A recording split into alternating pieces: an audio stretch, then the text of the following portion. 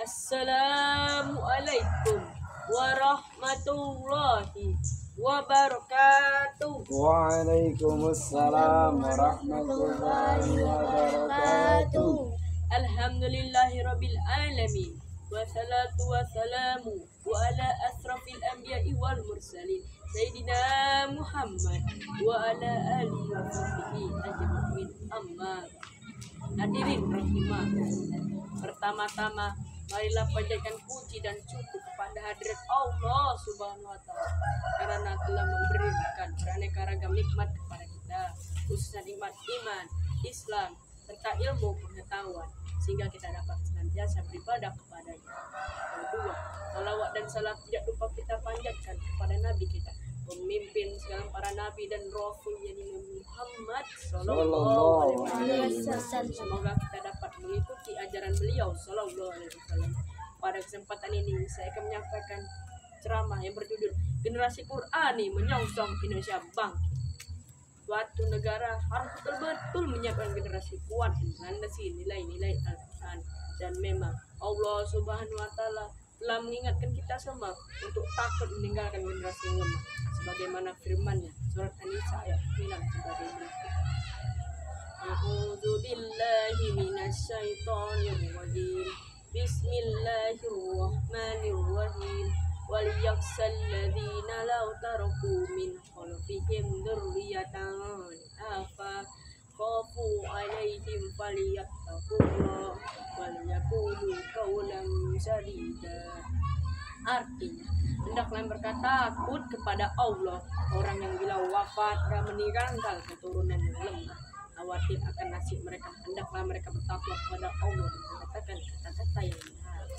Surat An-Nisa ayat 9 telah memaparkan kepada kita semua bahwa Allah menginstruksikan kepada kita semua untuk tidak meninggalkan generasi yang lemah dan lebih memperhatikan generasi yang berilmu, hebat, kuat, amanat serta selalu bertakwa kepada Allah Subhanahu wa taala.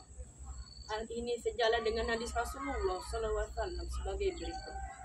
Al-mu'minu qawiyyu wa ahabbu ilallahi minal mu'minid dhaif. Artinya, mukmin yang kuat lebih baik dan lebih dicintai oleh Allah Azza wa Jalla daripada mukmin yang lemah. Hadis riwayat Muslim.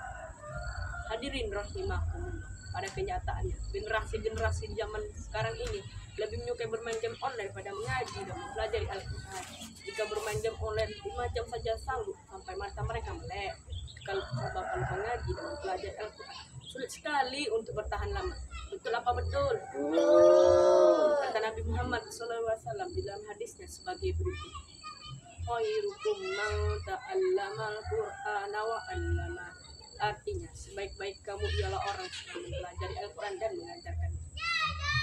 Hadis di atas telah menjelaskan kepada kita semua bahwa yang terbaik menurut Nabi Muhammad SAW bukanlah orang yang sedekah, bukan pula orang yang dermawan, meskipun sama-sama baik keduanya, tapi yang lebih baik adalah orang yang mempelajari Al-Quran serta mengajarkannya.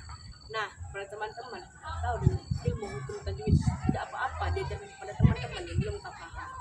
Pada dasarnya ilmu itu diperoleh dari seorang guru, tetapi tidak apa-apa jika santri paham betul yang diajarkan oleh gurunya diajarkan kepada teman-teman agar ilmu dari guru tersebut dapat bermanfaat bagi santri dan teman-temannya.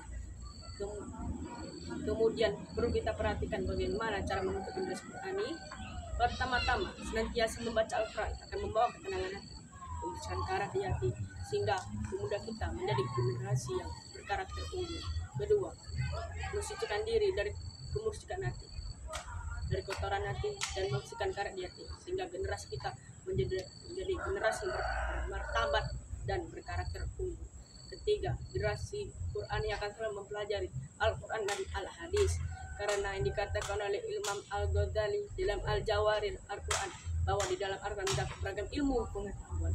Akhirnya dari uraian di atas kita telah mendapatkan kesimpulan bahwa di tangan generasi Quran kuatlah kebangkitan dan kejayaan Indonesia.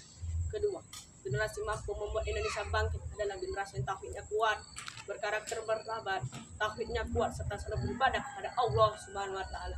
Ketiga, generasi Qur'ani bukan hanya pandai membaca Al-Quran, tapi akan mengaplikasikan dan mengamalkannya di seluruh aspek kehidupan.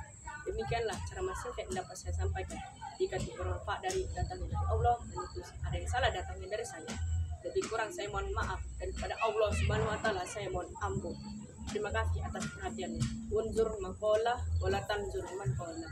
Wassalamualaikum warahmatullahi wabarakatuh.